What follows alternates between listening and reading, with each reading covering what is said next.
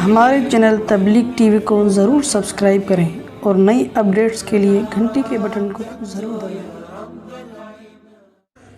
اگر کوئی شخص کسی پیر و مرشد کی تعظیم کرے، سجدہ بھی نہ کرے، صرف تمیز سے دو زانوں بیٹھے اور یہ نظریہ رکھے کہ یہ پیر صاحب بہت پہنچے ہوئے ہیں، ان کو منا کے رکھو ورنہ یہ مجھے فائدہ بھی پہنچا سکتے ہیں اور نقصان بھی، تو یہ بھی کافر ہے۔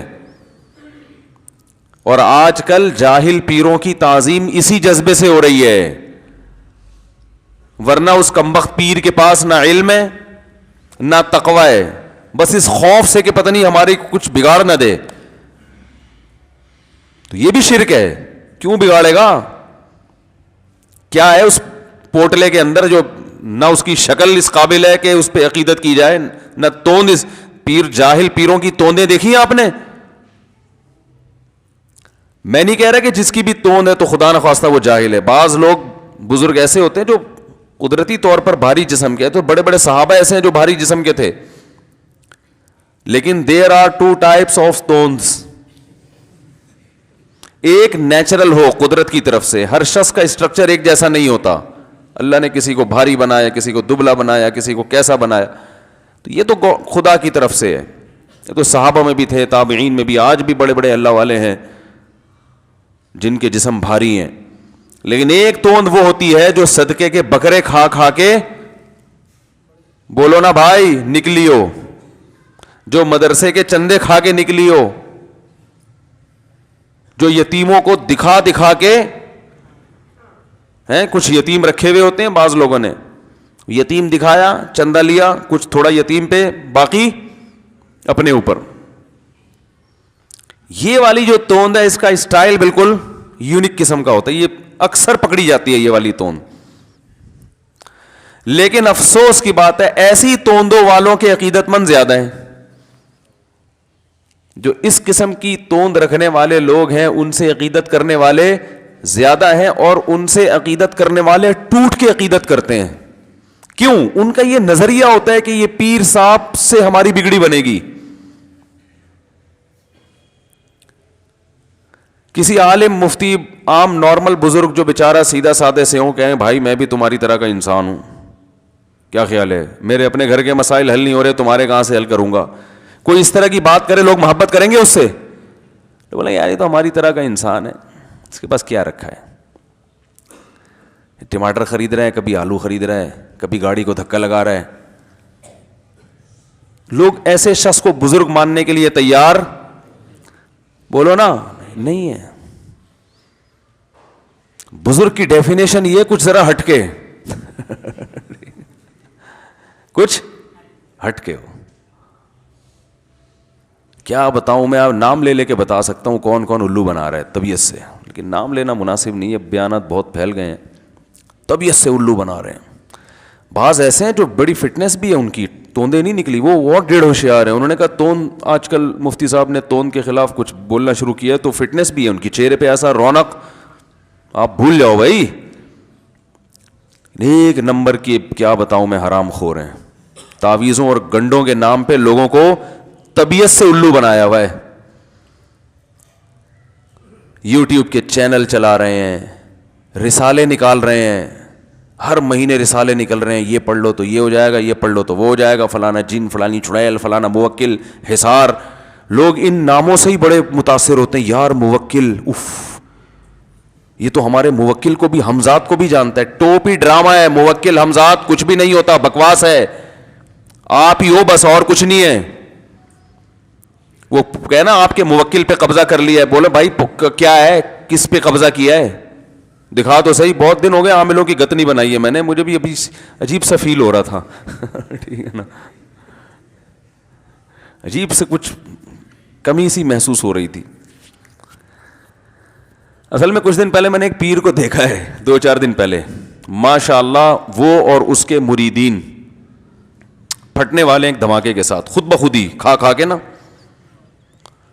ایک وقت کی نماز نہیں ہے مسجد میں تکبیر اولیٰ کے ساتھ، نہ پردے کے حکام میں پابندی ہے کوئی، مونچھیں ایسے رکھی ہوئی ہیں جیسے کوئی پتہ نہیں کوئی محلے کا ڈاکو ہے، پہلے کم از کم لوگ شکل دیکھتے تھے کہ کچھ چہرے سے لگے, اب شکل کا بھی کانسیپٹ ختم ہو گیا. اب کہتے ہیں ان کے پاس کچھ ایسے علوم ہیں جو علماء کے پاس نہیں, علوم پہ چل رہے ہیں, علوم.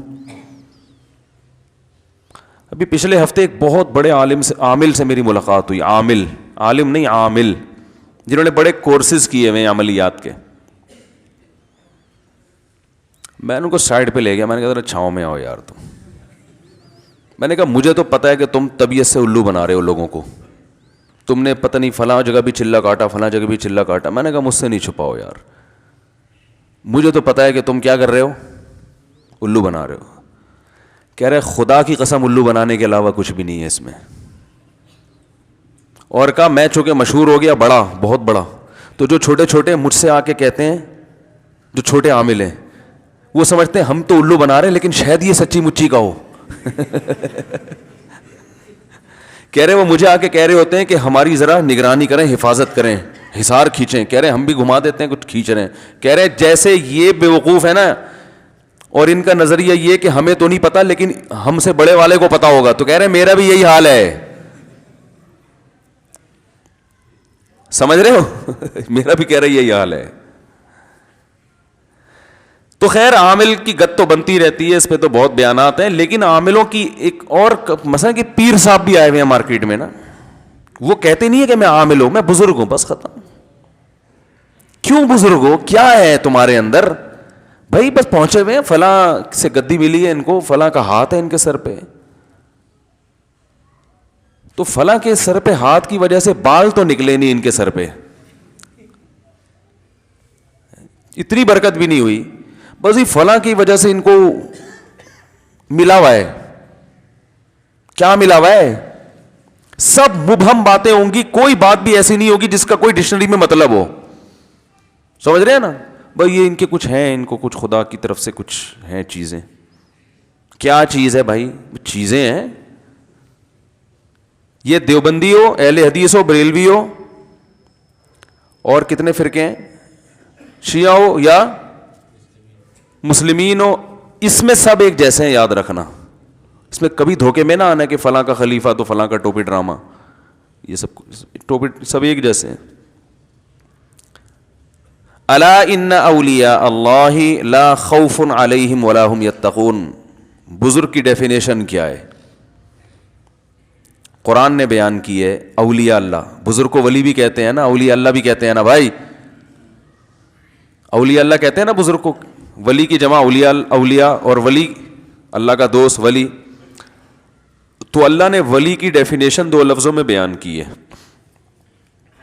لا خوف علیہم ولا هم یحزنون. پہلے تو بتایا کہ اللہ کے جو اولیاء ہیں, جو بھی بزرگان دین ہیں, ان پر قیامت کے دن کوئی خوف اور غم نہیں ہوگا. بتایا کہ اس سے پتہ چل رہا ہے گویا دنیا میں آزمائشیں آتی ہیں ان کے اوپر, لیکن آخرت میں نہیں ہوگی. دو لفظوں میں اللہ نے ڈیفائن کیا, لا خوف علیہم ولا هم یحزنون الذین آمنوا, جن کا عقیدہ درست ہو, وکانوا یتقون, اور جو گناہوں سے بچتے ہوں. بس یہ کون ہے؟ اولیاء اللہ. عقیدہ درست, توحید کا عقیدہ, ختم نبوت کا عقیدہ, اور دوسری چیز کیا ہے؟ گناہ سے بچتے ہوں, تقوی, نظر کی حفاظت, نماز قضا نہ کرتے ہوں, جماعت سے نماز, تکبیر اولیٰ کا اہتمام.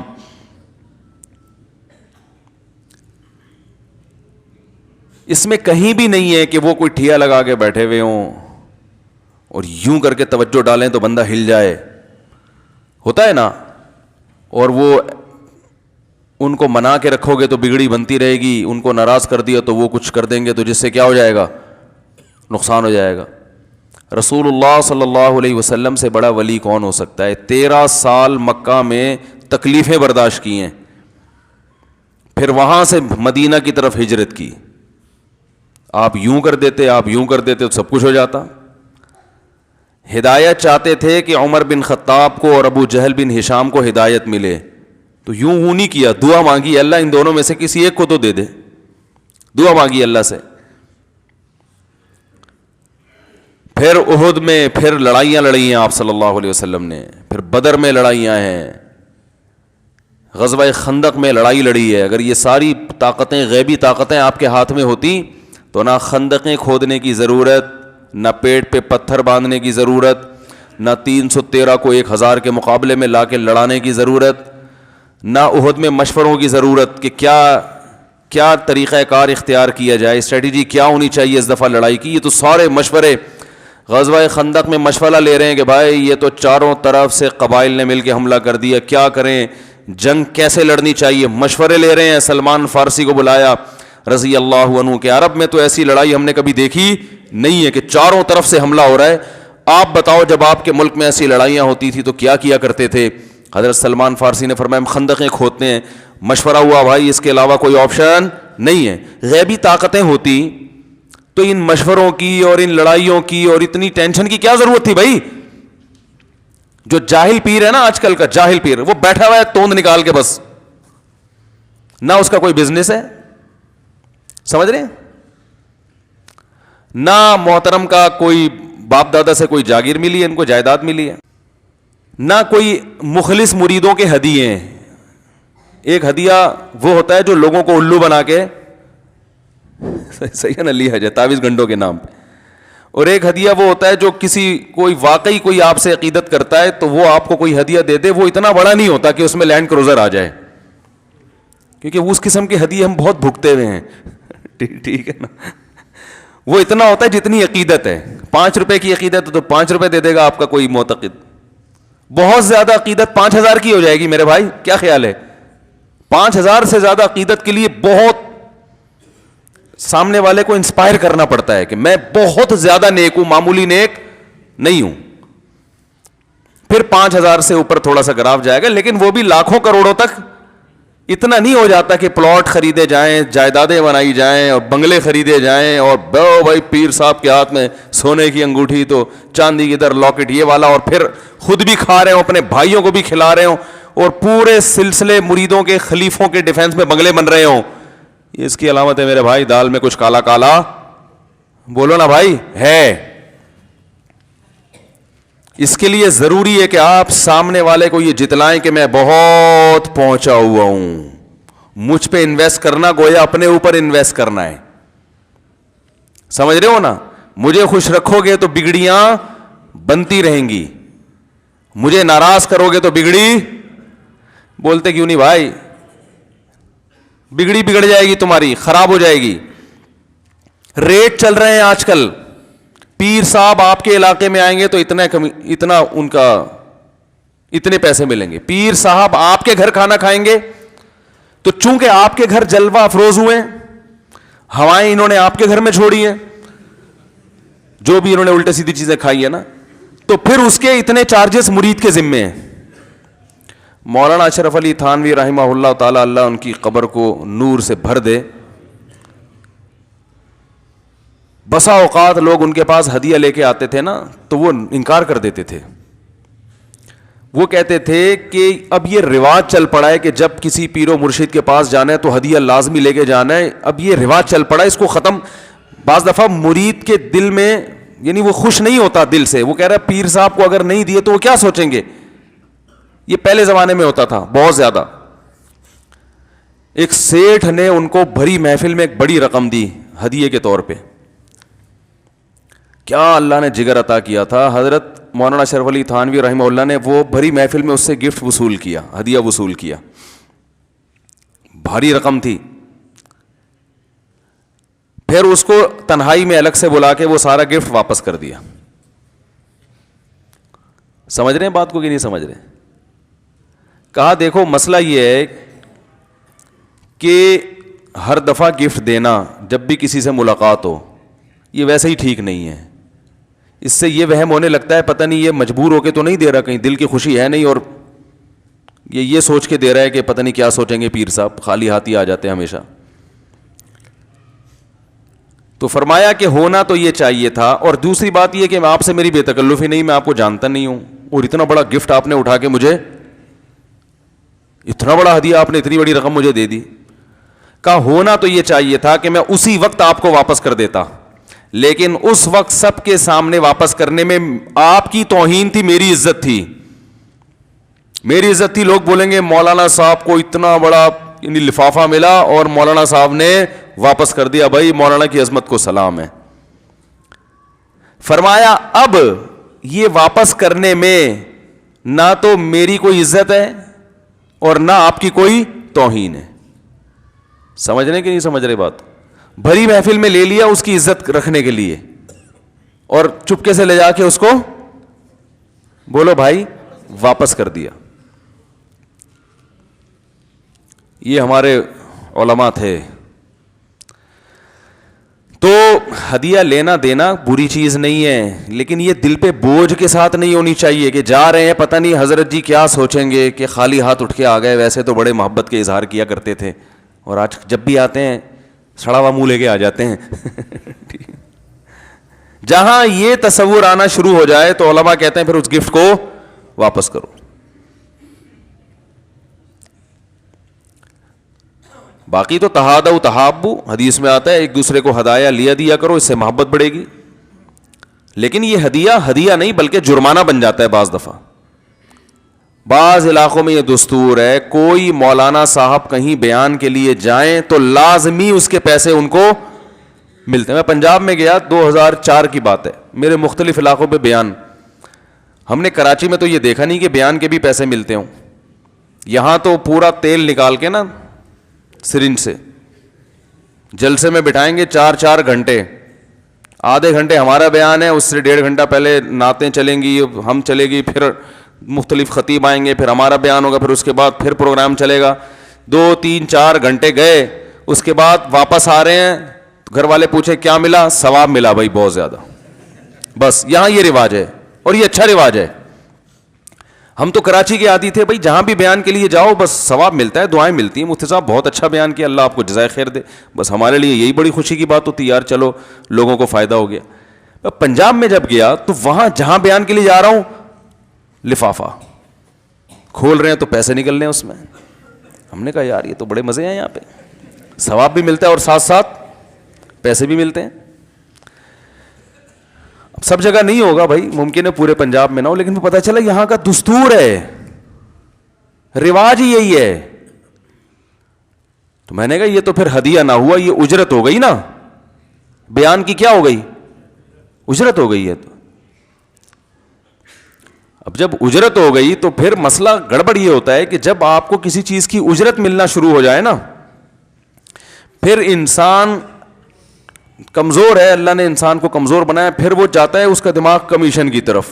ادھر بھی بیان ہے ادھر بھی بیان ہے, ادھر مل رہے ہیں 20,000 ادھر مل رہے ہیں 10,000, تو کہتے ہیں ثواب گیا تیل لینے. ادھر چلو وہاں زیادہ ثواب ملے گا, وہاں زیادہ اخلاص سے بیان ہوگا. اس لیے میری رائے یہ ہے کہ یہ جو خطیبوں کو پیسے دینے کا رواج ہے یہ ختم ہونا چاہیے.